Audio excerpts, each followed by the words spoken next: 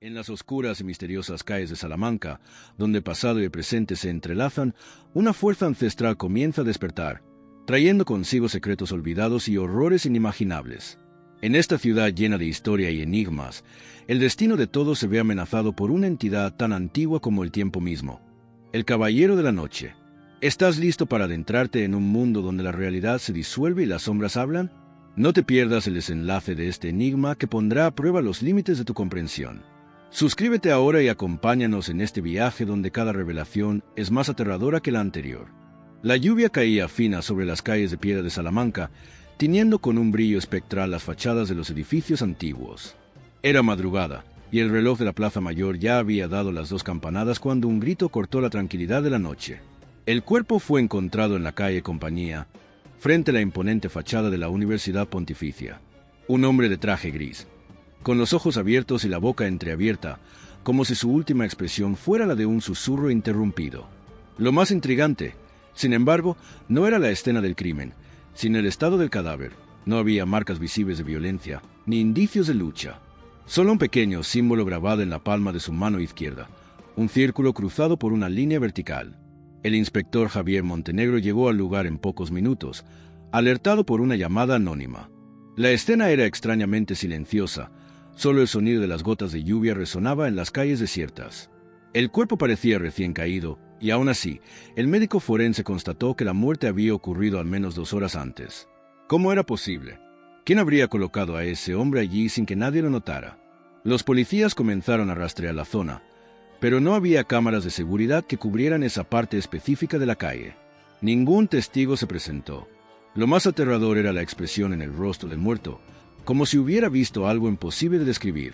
Cuando comenzaron a verificar su identidad, surgió una nueva sorpresa. Los documentos en el bolsillo pertenecían a un hombre que, según los registros, había muerto hace 5 años en un accidente de coche en las afueras de Madrid. ¿Cómo podía alguien muerto estar allí, asesinado esa misma noche? Las huellas dactilares fueron analizadas, confirmando que ese era. De hecho, Alejandro Fuentes, un exprofesor de literatura medieval desaparecido hace años. Montenegro frunció el ceño. El caso ya comenzaba a desarrollarse como una pesadilla. Lo más perturbador fue cuando el forense revisó nuevamente el cadáver y encontró algo inesperado dentro de la boca del muerto. Un pequeño trozo de pergamino, enrollado como un mensaje. Con guantes, lo desdobló cuidadosamente. Las palabras estaban escritas en latín arcaico. Nemo patres effugere judicium noctis. Nadie puede escapar al juicio de la noche. Montenegro sintió un escalofrío recorrer su espalda. Era como si el muerto hubiera dejado una advertencia, o peor, una maldición. El inspector comenzó a interrogar a los pocos que deambulaban por las calles esa madrugada. Un mendigo que dormía bajo los arcos de la Plaza Mayor dijo haber escuchado pasos apresurados, pero al espiar, solo vio la sombra de alguien alto y esbelto desapareciendo en la oscuridad. Ningún detalle, ningún rostro. Al día siguiente, nueva información hizo el caso aún más confuso. Se recibió una llamada anónima en la comisaría. La voz estaba distorsionada, metálica, como si fuera manipulada por algún tipo de dispositivo. El primero ya ha caído. No tienen idea de lo que están enfrentando. Y la línea se quedó muda. Montenegro y su equipo rastrearon la llamada, pero venía de un teléfono desechable, adquirido en una pequeña tienda en el centro de Salamanca. El dependiente recordaba a un cliente extraño, un hombre vestido con guantes, gafas de sol y un abrigo negro, que pagó en efectivo y salió sin decir una palabra. Los periódicos de la mañana ya estampaban titulares sobre el misterio. Asesinato inexplicable en las calles históricas de Salamanca. La población estaba asustada y la policía bajo presión. Fue entonces cuando otro detalle inexplicable salió a la luz. En el examen del cadáver, descubrieron que sus órganos internos parecían haber sido deteriorados como si estuvieran envejecidos por décadas. El corazón, el hígado, los pulmones, todo dentro de ese hombre parecía de alguien con más de 100 años, aunque su apariencia externa era la de un hombre de unos 40. Montenegro empezó a preguntarse si estaba lidiando con un asesinato común o con algo más allá de la comprensión. El símbolo marcado en la mano del muerto le parecía familiar, pero no lograba recordar dónde lo había visto antes. Revisó archivos antiguos y consultó a especialistas, hasta que un historiador de la universidad sugirió una teoría inquietante. Ese símbolo era uno de los sellos utilizados por la antigua Orden de los Ermitaños del Juicio Final, un grupo oscuro del siglo XVI que creía que ciertos individuos podían desafiar la muerte, pero solo por un tiempo limitado. ¿Sería posible que Alejandro Fuentes hubiera formado parte de algún ritual prohibido? ¿O su muerte era una advertencia para aquellos que osaran intentar engañar al tiempo? El caso parecía adentrarse en un abismo sin respuestas. Y entonces, en la noche siguiente, una nueva víctima fue encontrada, en el mismo estado, con el mismo símbolo grabado en la palma de la mano. El tiempo se agotaba para Montenegro, y tal vez para todos en la ciudad. El cielo de Salamanca estaba más sombrío esa noche, como si las nubes cargaran con el peso de un antiguo secreto. Montenegro ya no podía dormir, y su mente, ahora obsesionada con el misterio, se arrastraba por las calles de la ciudad como un espectro.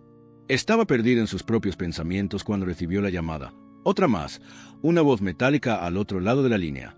El próximo será uno de ustedes. El escalofrío recorrió su columna vertebral, pero sabía que no podía ceder al miedo. Necesitaba entender lo que estaba ocurriendo, lo que esa orden de los ermitaños quería decir con su juicio, y por qué esos hombres estaban muriendo de una forma tan inexplicable. Cada pista lo llevaba más profundo, pero también más lejos de la verdad. ¿Quién estaba detrás de todo esto? Y lo más importante, ¿qué querían? Esa mañana, mientras el viento cortaba las calles de piedra, se encontró con el historiador de la universidad, el profesor Manuel Ortiz. Juntos, exploraron los archivos de la Orden de los Ermitaños del Juicio Final. Era un culto que creía en la manipulación del tiempo y en la concesión de vida extra a ciertos elegidos. ¿Pero a qué costo? Sus rituales estaban ocultos en las sombras de la historia, enterrados bajo capas de leyendas y supersticiones. Es posible que estos hombres hayan hecho un pacto, dijo Ortiz, en un susurro, como si temiera ser escuchado por alguien que no debía. Pero ese pacto no es una bendición, es una maldición. Montenegro lo miró, intrigado. ¿Una maldición? Sí. La orden creía que, al desafiar el ciclo natural de la vida, los elegidos se volverían inmortales por un tiempo determinado. Sin embargo, esa vida prolongada tenía un precio. El tiempo que ganaban no venía sin sufrimiento, y el juicio final sería la muerte, pero una muerte diferente, sin sentido, sin explicación. El hombre sería consumido desde adentro hacia afuera, sus vísceras envejeciendo mientras su apariencia permanecía joven. Montenegro sintió su estómago retorcerse. ¿Cómo no había hecho esa conexión aún? Alejandro Fuentes no había muerto hace 5 años, simplemente había sido parte de ese ritual. Y ahora, alguien estaba tratando de impedir que otros siguieran el mismo camino. ¿Esto significa que fue resucitado? ¿O nunca murió? Preguntó Montenegro, con los ojos entrecerrados, tratando de entender cómo encajaban las piezas. Ortiz sacudió la cabeza, pensativo. Tal vez no una resurrección. Más bien un regreso, un pedazo de alma que vuelve al cuerpo. Pero eso no es natural. No es algo que se pueda hacer sin terribles consecuencias. Y después de que el tiempo se agota, el juicio es implacable. La respuesta de Ortiz fue como un eco en su mente. El juicio es implacable. Montenegro no podía dejar de preguntarse qué significaba eso para él, para su ciudad, lo más importante, para los que estaban por venir. Esa misma noche apareció otra víctima. Esta vez, el lugar era aún más extraño. En el antiguo cementerio judío, donde las lápidas rotas parecían susurrar al viento. El cuerpo fue encontrado tendido sobre una piedra sepulcral, con el mismo símbolo en la palma de la mano. Pero había algo más, algo que hizo que la piel de Montenegro se erizara. En el cuello de la víctima, una línea de sangre seca se extendía, marcando una cicatriz profunda, como si alguien hubiera intentado cortarle la garganta, pero sin éxito. Reunió a su equipo de inmediato, pero el miedo era palpable. Aquellos que aún se atrevían a acercarse al lugar de la muerte estaban nerviosos, como si supieran que el terror apenas comenzaba. Ningún testigo había visto ni oído nada. Era como si la muerte llegara silenciosa e invisible. Mientras el forense examinaba el nuevo cadáver, Montenegro fue a la universidad para hablar con Ortiz nuevamente. El profesor lo esperaba en su oficina, con una expresión grave. Esto no es una casualidad, Montenegro. Cada una de estas muertes tiene un propósito. Ortiz parecía ahora más preocupado que antes. Hay algo muy antiguo y oscuro en la ciudad, algo enterrado bajo estas calles. La Orden de los Ermitaños no elige a sus víctimas al azar. Ellos saben lo que están haciendo. Montenegro lo miró con más intensidad. ¿Sabes qué está pasando? ¿Qué quieren? Ortiz vaciló, como si estuviera luchando contra algo en su mente. Yo encontré algo, pero no estoy seguro de que quiera que lo sepas. Existen historias, leyendas que han sido mantenidas en secreto, especialmente entre aquellos que estudian las antiguas escrituras y rituales. Hablan de un ser, un guardián del juicio final, que se llama cuando se respeta el equilibrio entre la vida y la muerte. No es humano, pero tampoco es algo con lo que quieras enfrentarte. Montenegro se acercó, ahora inmerso en un creciente terror. Dime lo que sabes. Ortiz respiró hondo antes de hablar. Se cree que, cuando la orden de los ermitaños comienza a tomar a sus víctimas, esto es solo una señal de que algo mucho más oscuro está a punto de ocurrir. Invocan una entidad, un ser que se alimenta de la muerte y el miedo, y no se detiene hasta que todos los elegidos estén muertos. La idea de un ser sobrenatural aterraba a Montenegro, pero no podía negar que algo estaba ocurriendo, algo que trascendía la explicación lógica. Había algo mucho más antiguo, más profundo en juego que simples asesinatos. Mientras tanto, el tiempo no estaba a su favor. Las muertes continuaban, y cada víctima parecía acercarse más a una explicación que él no quería aceptar. Sabía que lo peor estaba por venir, y que las calles de Salamanca estaban a punto de convertirse en un campo de batalla entre el mundo de los vivos y los muertos. El reloj de la Plaza Mayor sonó una vez más, y la noche se volvió aún más oscura. El viento frío de marzo parecía ahora más denso, como si llevara consigo una carga invisible, algo que se arrastraba por los callejones de Salamanca, susurrando secretos antiguos. Montenegro sentía como si la ciudad estuviera a punto de tragar a cualquiera que se atreviera a explorar sus misterios más profundos. Ya no le importaban las presiones de la comisaría ni las miradas atentas de los periodistas que se amontonaban en las esquinas. Algo mucho más grande estaba en juego, y necesitaba descubrir qué era. El profesor Ortiz parecía cada vez más aprensivo en cada encuentro, sus ojos inquietos y los gestos apresurados. Esa tarde, llevó a Montenegro a una biblioteca escondida dentro de la universidad, un lugar raramente visitado, lleno de libros envejecidos y manuscritos en latín y griego. El aire estaba pesado con el olor de las páginas antiguas, y la luz de las lámparas apenas iluminaba los rincones polvorientos de la sala. Ortiz sacó un volumen grueso de la estantería, sus manos temblando ligeramente mientras lo hojeaba. «Esta es una copia rara de los registros de la Orden de los Ermitaños del Juicio Final», dijo Ortiz en voz baja, como si temiera que el propio aire pudiera escuchar. «Aquí está todo lo que sabemos sobre el ritual y sobre el ser a que llaman guardián o el caballero de la noche. No es un dios, sino algo mucho más antiguo, mucho más profundo, algo que vive entre los velos de la muerte y la vida». Montenegro se acercó, sus ojos fijos en las palabras casi ilegibles. «¿El caballero de la noche?» Ortiz asintió, sus palabras pesadas. «Él es la personificación del juicio, pero no de la manera que imaginamos. No se trata de una figura que traiga justicia, sino de una entidad que corrige los desequilibrios creados por aquellos que intentan manipular el tiempo. La Orden creía que, al desafiar el ciclo natural de la vida, un hombre podría prolongar su existencia, pero con eso provocaba el juicio. Y el juicio viene a cobrar su precio». Montenegro sintió un escalofrío. «Y ese precio es la muerte». Ortiz vaciló. «La muerte, sí, pero no una muerte común. El caballero no mata de inmediato. Él espera, deja que el elegido viva, pero lo consume desde adentro hacia afuera, hasta que, al final, no quede nada de humano. El alma es arrancada, y el cuerpo se pudre mientras el hombre aún respira. Pero es el símbolo es la clave». «¿Pero qué significa el símbolo?», preguntó Montenegro, su mente tratando de juntar las piezas, pero el rompecabezas parecía escaparse entre sus dedos. Ortiz lo miró con una expresión tensa. «El símbolo, este círculo con la línea vertical, es la marca del vínculo con el caballero de la noche. Quien lo lleva ha sido marcado para ser juzgado. Y una vez marcado, no hay escape. El ritual exige que la víctima acepte su condena». Montenegro dio un paso atrás, su corazón acelerado. «¿Pero por qué ahora? ¿Por qué en Salamanca?». Ortiz miró hacia la ventana, como si viera algo más allá de las piedras antiguas de la ciudad. Salamanca es un punto de intersección, un lugar donde el pasado y el presente se encuentran. No es casualidad que las muertes hayan comenzado aquí. La Orden de los Ermitaños lo sabía. La ciudad tiene una energía única, una fuerza que mantiene los secretos de la historia vivos. Y aquellos que desafían el tiempo, los que buscan la inmortalidad, son atraídos hacia este centro. Montenegro permaneció en silencio, procesando todo lo que había escuchado.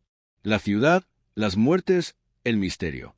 Ya no sabía si creía en todo eso, pero no podía negar lo que estaba ocurriendo frente a sus ojos. Algo inmensurable se estaba desarrollando y él estaba en el centro de ello. La lluvia caía afuera, más fuerte ahora, como si el cielo estuviera llorando por la ciudad. Esa noche, cuando el reloj de la Plaza Mayor marcó la medianoche, se descubrió otro cadáver. Esta vez, en el interior de la Universidad Pontificia, en el pasillo de un edificio casi desierto. El cuerpo de una joven profesora fue encontrado tendida sobre el suelo de mármol, con el símbolo grabado en la palma de su mano, exactamente como las otras víctimas. La diferencia era que ella parecía aún más joven, más viva, más intacta que los otros cuerpos. Pero al mirar más de cerca, Montenegro vio algo que lo hizo detenerse. Sus ojos estaban fijos en algo imposible, una pequeña gota de sangre saliendo de su boca, aún fresca. «Ella fue la siguiente», dijo Ortiz cuando llegó al lugar, su voz temblorosa. «El caballero se está acercando a todos los involucrados. El juicio está sucediendo ahora y no podemos hacer nada para impedirlo».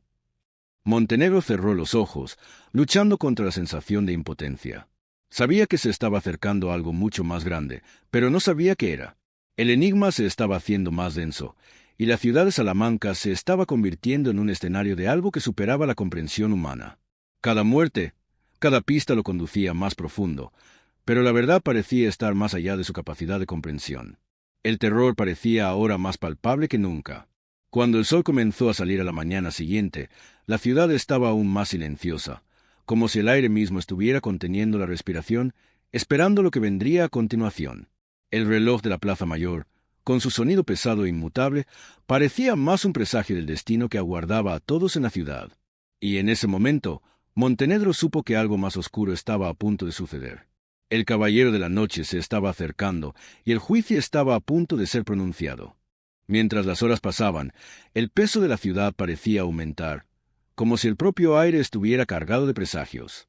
A cada paso que Montenegro daba por las calles de Salamanca, sentía los ecos de algo ancestral, algo que nunca debió haberse despertado. El caballero de la noche estaba más cerca, y la ciudad se estaba consumiendo, lentamente, como un cuerpo que se descompone sin que nadie lo note hasta que ya es demasiado tarde. La búsqueda de respuestas lo estaba llevando a un abismo del cual parecía imposible salir. Sabía que el tiempo se agotaba y que, si no encontraba una solución pronto, todos los involucrados serían víctimas de un destino que trasciende la muerte. A la noche siguiente, mientras caminaba por las calles vacías, Montenegro fue atraído por un sonido peculiar, un murmullo bajo, casi imperceptible, que parecía venir de uno de los callejones más oscuros. Siguió el sonido, y al doblar la esquina, encontró algo que no esperaba. Un viejo altar cubierto por velas y símbolos, como si se hubiera preparado recién para un ritual. En el centro estaba el libro antiguo que el profesor Ortiz había mencionado, abierto sobre una mesa de piedra, con la tapa oscura y desgastada. Era la clave para desentrañar lo que estaba sucediendo. Al pasar las páginas, encontró una referencia que casi hizo detener su corazón. El ritual final, la resurrección del juicio, no solo traía al caballero de la noche, sino que también podía usarse para sellar su poder, aprisionándolo para siempre. Sin embargo, había un precio. Montenegro miró el libro, con los ojos fijos en las palabras que parecían vibrar con una energía propia. El símbolo, el círculo con la línea vertical, no era solo una marca de juicio, sino un sello de conexión entre los vivos y los muertos, una llave para los velos que separan ambos mundos. Entonces comprendió que lo que estaba sucediendo en Salamanca no era solo una serie de muertes, sino un intento de abrir un portal, un puente entre la vida y la muerte que jamás debió haberse cruzado.